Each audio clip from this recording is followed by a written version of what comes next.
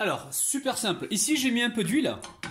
Alors, ici, j'ai quoi? J'ai un oignon rouge, une carotte râpée, et ici, j'ai du chou blanc.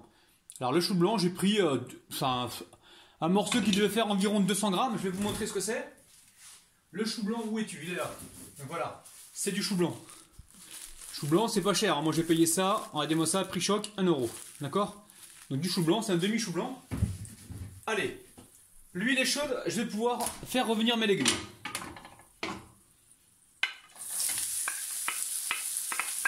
Alors ici on a nos légumes, on fait un petit peu de place pour le poulet. Donc là j'ai 370 grammes. Et on va venir saler, poivrer. Alors, on met un peu de sel, donc toujours, voilà, pas trop, juste ce qu'il faut. On met également du poivre. Et on va mettre du paprika. Paprika, je vais mettre une bonne cuillère à soupe. Donc là, c'est une cuillère à café, mais elle est bien remplie. On en rajoute encore un petit peu. Allez. Je vais cuire ça pendant, allez, environ peut-être 10 minutes, hein, d'accord?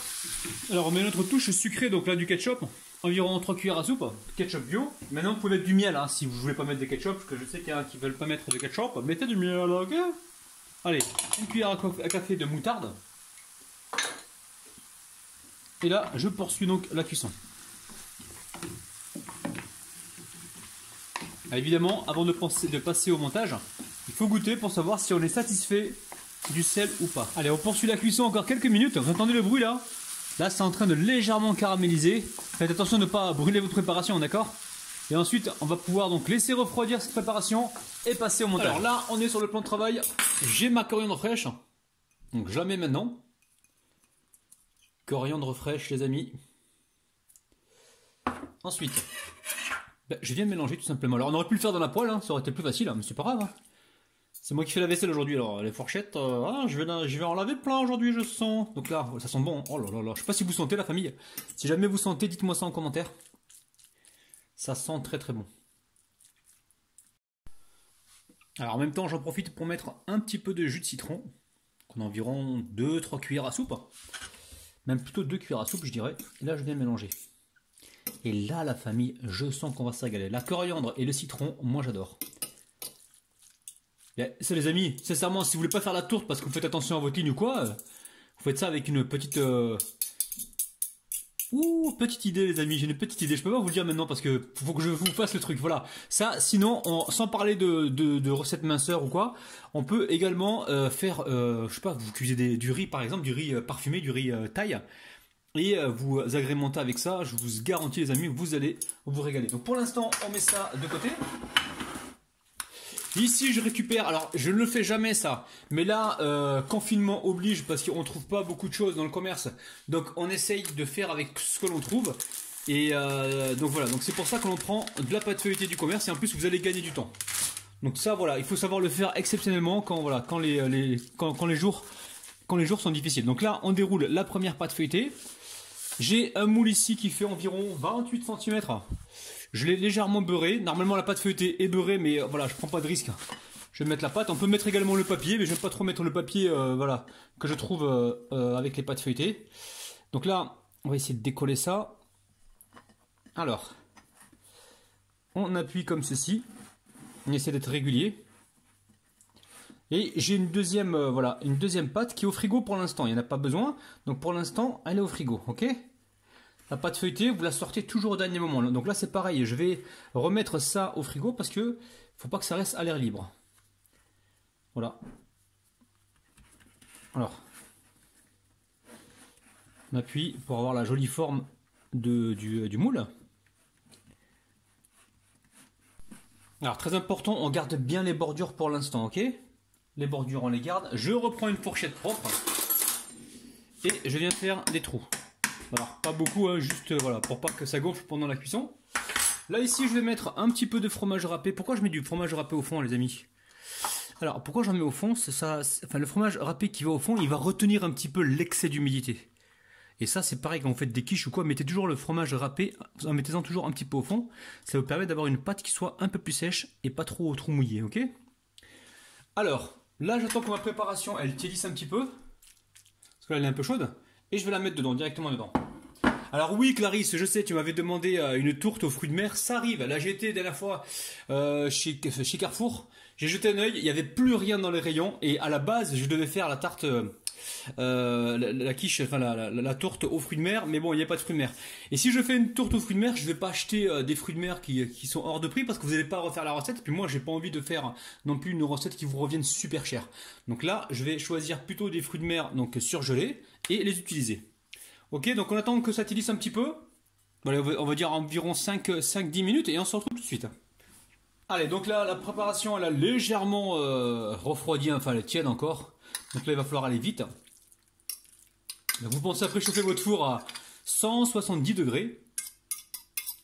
Ça sent extrêmement bon la famille. Hein.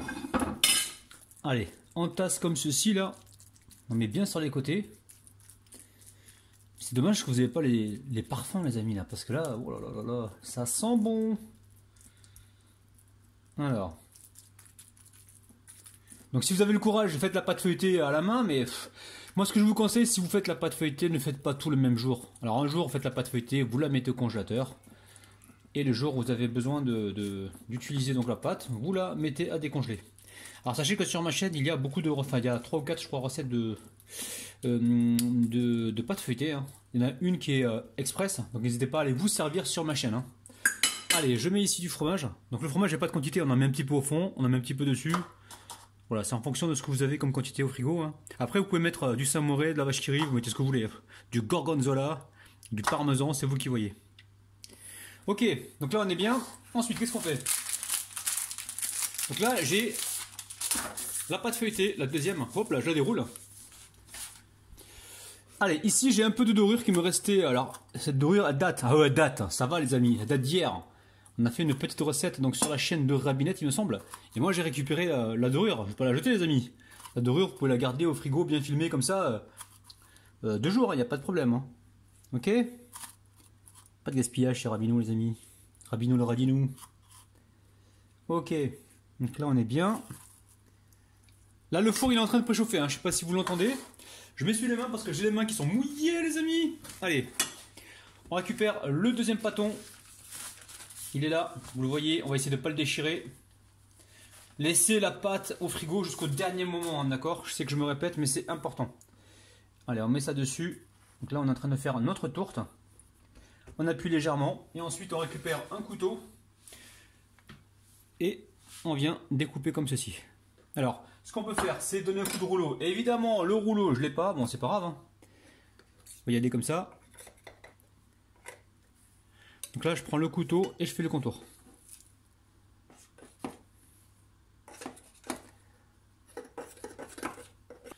Alors avec ce qui reste, vous pouvez toujours l'étaler, mettre un petit peu de sucre par-dessus, du sucre perlé, vous savez le sucre pour les...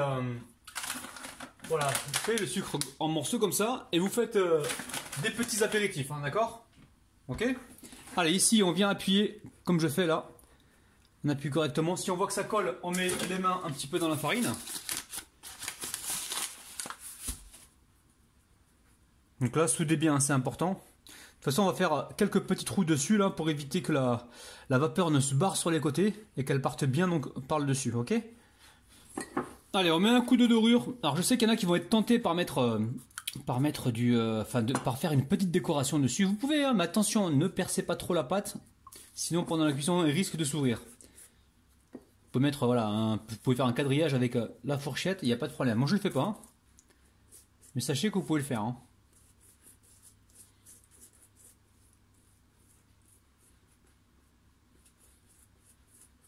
Après, vous pouvez mettre des graines de lin, des graines de nigel, vous pouvez décorer comme vous le souhaitez. Alors, juste avant, on va faire des trous, hein, les amis, d'accord? Hop là, hop, hop, hop. Évitez de faire des trous au milieu parce que là, ça peut se déchirer en fait. Ok, donc là, on a fait des trous, on va laisser donc l'humidité s'échapper, voilà, pas plus que ça. Et là, on part vraiment au four, à tout de suite. Donc là, ça y est, pour moi, ça cuit environ 25 minutes à 170 degrés. Ne mettez pas 180 degrés parce que vous allez brûler votre préparation. Donc là, pour l'instant, on va laisser tiédir complètement et ensuite, on pourra donc le démouler. Ou la démouler parce que c'est une tourte. A tout à l'heure. Allez, je récupère une assiette. Hein. Ici, j'ai mon plat. Alors, je vais mettre la grille par-dessus. Je vais faire, voilà. Hop là, un premier démoulage comme ceci. Ça devrait se retirer tout seul normalement. si tout va bien. Alors, hop là, vous voyez. Voilà, ça se démoule très bien. Je récupère ici mon assiette. Et on y va. Hop là, 1, 2, 3. Hop là, petit halib au qahwa. Vous avez vu les amis? Voici la tourte. Très facile à réaliser. Regardez-moi ça. Truc de ouf. Donc là, je vais la découper. Je vais vous montrer l'intérieur. A tout de suite. Allez, on va se couper une petite part. Bismillah les amis. Regardez-moi ça. Oh là là là là là là. On dirait un gâteau. On dirait une tourte les amis. Une tourte sucrée. Mais non, c'est une tourte salée la famille. Bon, on va couper là. Hein. On va couper ici. Est-ce que vous êtes prêts la famille? On va faire le 1, 2, 3. Halib au qahwa. Hein. Ok? On y va la famille. 1, 2, 3. Halib au qahwa. Regardez-moi ça. Recette de ouf. Recette super facile à réaliser. Vous allez faire des heureux et des heureuses. Les amis, ma famille m'attend pour manger. Je vous dis bye bye, je vous retrouve demain à 9 h. N'oubliez pas le petit pouce vers le haut. N'oubliez pas de vous abonner et de partager la vidéo. Tout ça, ça se trouve en bas de la vidéo. La famille, les amis, je vous kiffe de ouf. Bye bye.